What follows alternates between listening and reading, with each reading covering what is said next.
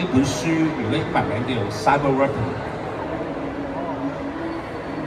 이거는 제가 홍콩에서 제작한 아주 성공적인 만화예요. 제목은 Cyber Weapon。 Cyber Weapon이라는 제목이에요.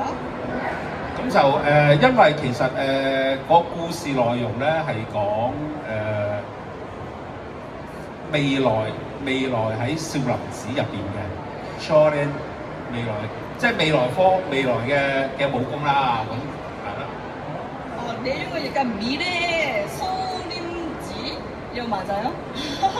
그거에 대한 내용이에요. 咁就係因為係成班入去學習嘅，所以咧佢哋嗰個造型咧，其實可能啲服飾嗰方面啊，都某程度上需要一定嘅統一嘅。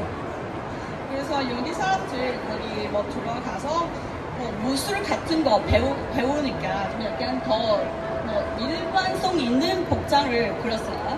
即係需要一個制服感咯，咁變咗就係啲讀者睇嘅時候，佢哋有一個認同感啊！即係成班學生入去學習武術啊，即係咁樣，但係就唔係咁死板啦，因為呢個造型一定要做得比較佢哋覺得係好有少少科幻嘅感覺，咁佢哋先至會認同，唔係一個咁古板嘅嘢。